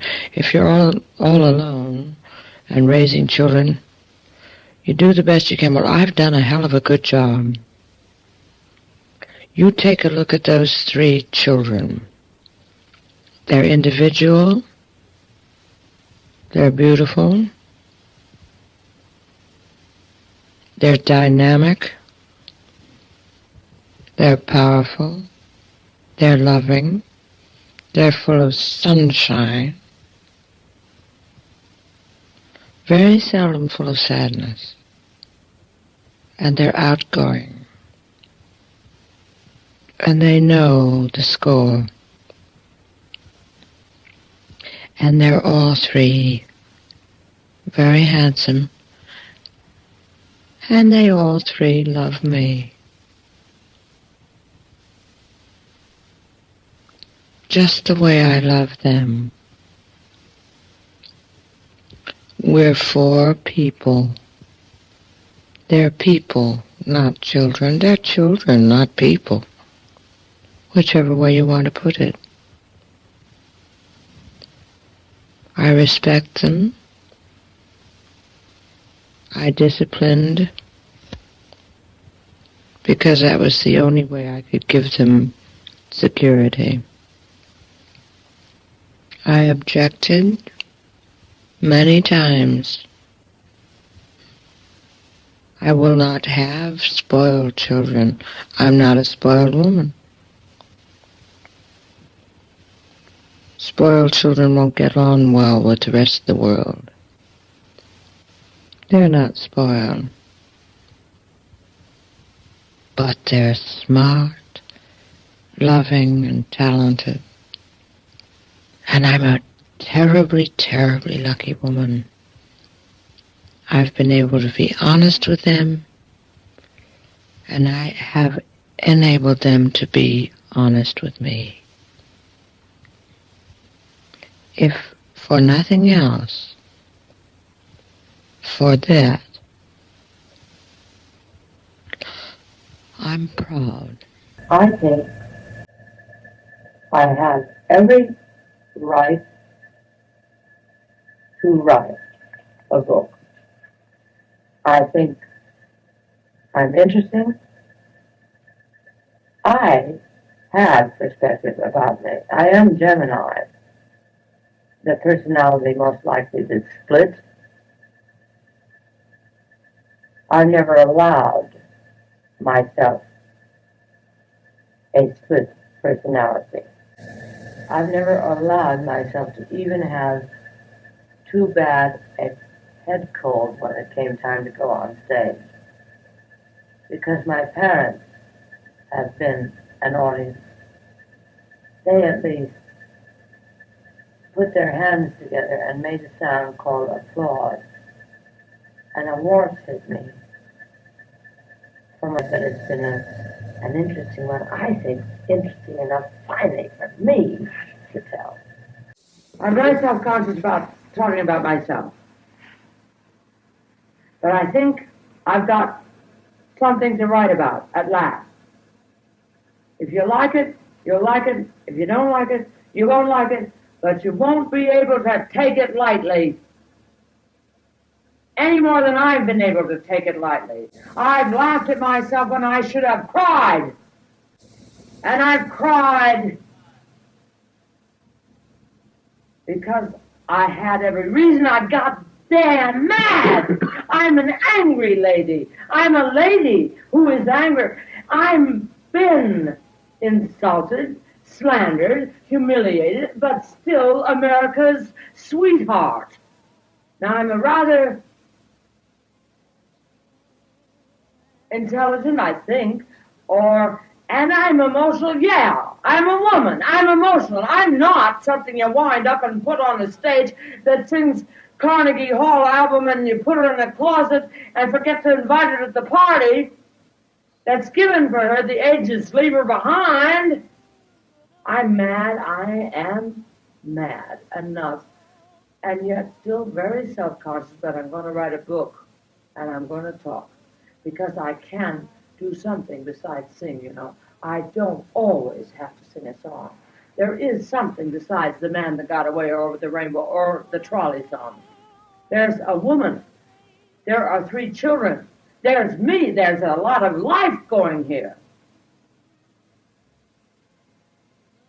I wanted to believe. And I tried my damnedest to believe in the rainbow that I tried to get over, and I couldn't. So what? Lots of people can't. But I'm not lots of people.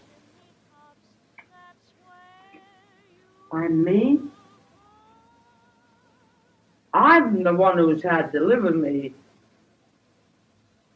I don't want to hear any resentment from anybody else now about how difficult I am, and I don't want to pick up a paper and read how unfit a mother I am when I have 3 marvelous children who seem to take and have always loved me. Fat, thin, funny, sad. They think I'm pretty good. I think they're great. I have love and have never planned revenge. However this book turns out is because I am the result of an audience, of a critic, of critics, of what people have made me. And in the meantime, there's been another whole human being, myself, that hasn't been even interesting enough to write good stories in the newspapers that would be printed. They're not interested. I'm a good cook. I am a good mother. I do believe in going to church. I love music. They were the disbelievers. Now they're going to have to put up with their names being printed. They better not sue because I'm only going to write it the truth. But in the meantime, how do I find the true Judy Garland or Frances Gumm or whatever? Just a girl or a woman. I get angry. I've never been allowed to be angry. I can get angry in front of my son often. I'm supposed to transport that. I don't know. I do get so frustrated. It's very difficult for Irving. It's all well and good for you people, publishers. Now, this is not to be included in my book.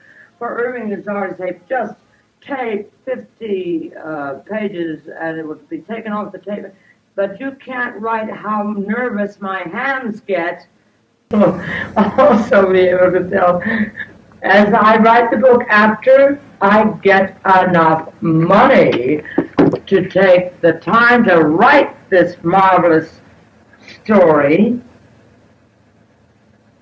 you'll find that there's an awful lot of baggy pants comedy in me. There's a lot of tragedy, there's a lot of interest, there's a lot of practicality. The practical thing being that I do know what I'm worth. I'm supposed to do this tape and talk about what the book will be. That's what Irving told me to do. Swifty has never had to sit down with a microphone and say what he's going to write. What does he write, in shorthand or talk in some kind of Sanskrit? It's very difficult for me, but I'm going to write it for whoever. You're all up for grabs now. But I can guarantee you, even if I have to form a new publishing company and write this book, it's going to be one hell of a great, everlastingly great book with humor, tears, fun, emotion, and love. Signing off. The book that I'm going to write has to have a title. It can be called Judy. It can be called So Far, So Good, or it can be called, and now, ladies and gentlemen, Miss Judy Garland. I beat on the fields.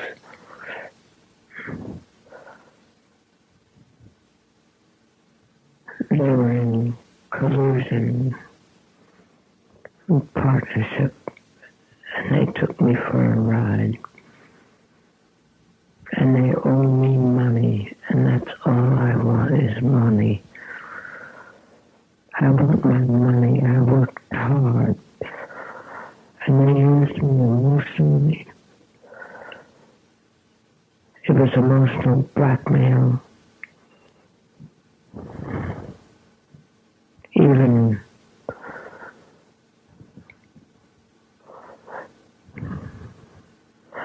depending on them. They sold me out.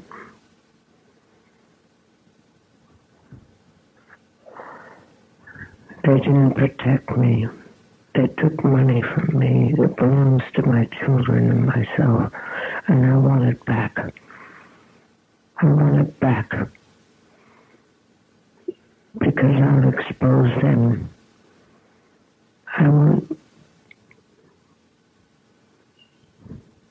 They humiliated me. David Begelman especially. He's a crook. He was crooked with me. So was his wife. So was his partner, because he decided to cover up with his partner. Maybe he didn't want to.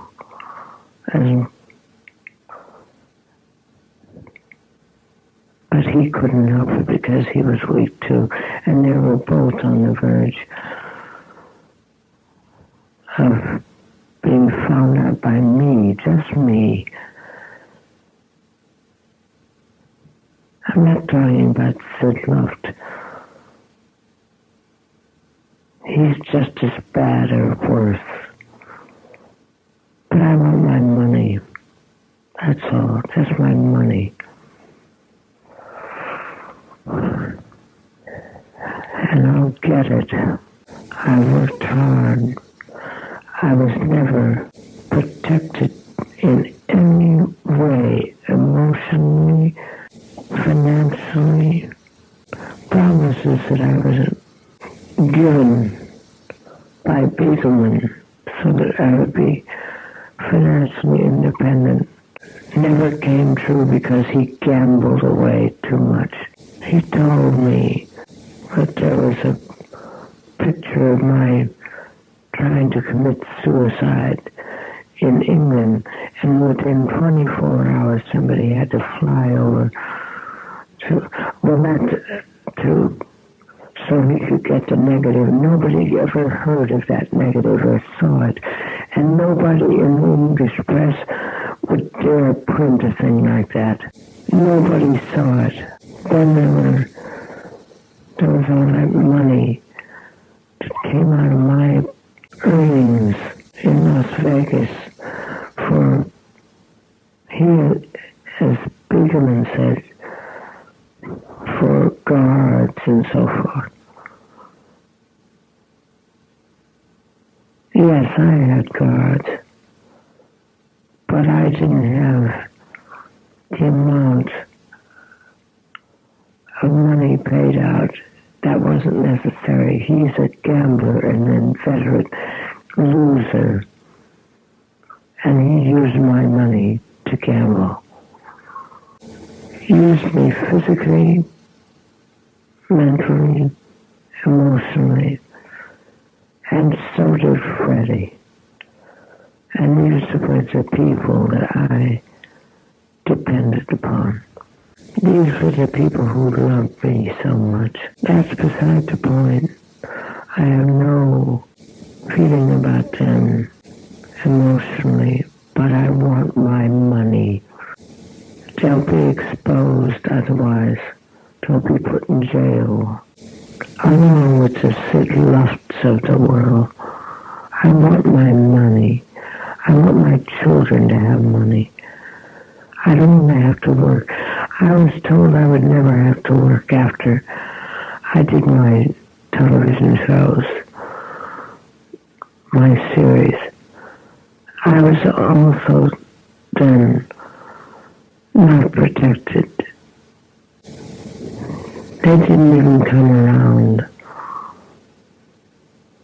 They advised auditors like Charlie Renthal and so on. There was no reason for income tax not being set aside monies for income tax, federal income tax. In 1962, I was making money. I hate people who have stolen from me. I won't have it anymore. I'm not a child, and I'm not unwise. I preferred to be that way because I couldn't bear the thought that I didn't have friends or protection. But that's not true anymore. I'm big business. I am big business. And they used me. Now they're going to have to pay up. They're going to have to pay me. I started their business. They're very important now. They must be very rich. I'm not. I'm still working. I want that money back. I want lots of money back that they took. I hate them for scaring me. I hate them for not protecting me at CBS, but advising that I resign. Why didn't they sell other people, other clients? That's why. They were afraid. So I was a patsy. Well, they'll pay. They must pay. I'll find ways. I won't sue along with Sid Lott. He's another criminal. But I don't want them handling my daughter because they're indecent. Maybe I finally gotten wise. It's not easy for me. I wanted to have them as friends. I wanted to protect them. That's more than they did for me. I didn't want their, and don't want their protection emotionally. I don't want their friendship. Well, I'm not that same nice girl. I'm nicer than all of the criminals put together who have robbed me. But I'm not a fool anymore. And I want my money. I want my money for my children. And I want my children to not have anything to do with Mrs. Dudler, with her ex-husband. Or even tried to sing that last song, but I never really realized what the words mean, and I wonder how the poetry of Ira Gershwin and I beg your pardon, George Gershwin and Deborah Hayward. Just think of, my man's gone now. Ain't no use of listening for his tired footsteps climbing up the stairs. Oh, old man sorrows come to keep me company, whispering beside me when I say my prayers.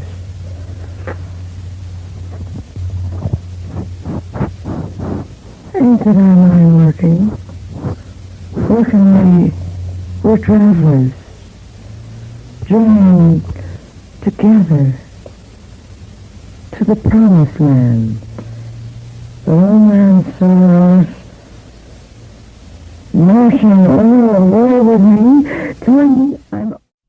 In the end, the documentary biography never materialized, leaving behind only the haunting echoes of Garland's final recording, a poignant reminder of the pungent sadness and heartbreaking beauty that defined her extraordinary life and legacy. Thank you for joining us on this heartfelt journey through the life, triumphs, and trials of Judy Garland. As her legacy lives on, may we continue to find inspiration in the stories of those who have graced the stage and screen, reminding us that in the end, it is the human spirit that shines the brightest. Thank you guys for embarking on this immersive journey through the triumphs and trials of the legendary Judy Garland.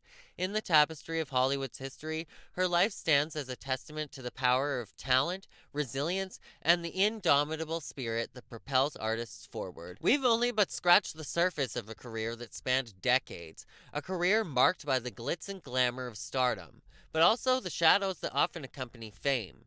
Judy Garland was more than just a star. She was a person, a woman who grappled with the complexities of an industry that both celebrated and challenged her. If you found this exploration enlightening and resonant, I invite you to like, subscribe, and share. And it would also mean the world if you decide to check out my Patreon, because it's patrons like you and the viewers of this channel that make creating these documentaries possible. Because let's face it, recording a full documentary and editing this and everything all on my own, it takes a hefty amount of time. So thank you to all of you guys that help support me. May the legacy of Judy Garland continue to inspire, reminding us that within the tales of triumphs and trials, there lies a profound humanity that connects us all. Take care, and see you in the next chapter. Well, if you stuck around this far into the video, you are an absolute real one. So thank you so much. And you're probably a big Judy Garland fan, aren't you? Honestly, these tapes specifically broke my heart to hear.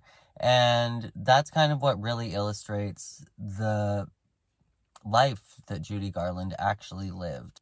But with a little click of the ruby heels, I am off, you guys. So thank you for tuning in. If you want to check out another one of my documentaries, you can check out one here. And thank you to all of my patrons for supporting these videos. It is with your help and with all of the viewers' help that they are possible. And I guess that is it for me. Stay sparkly.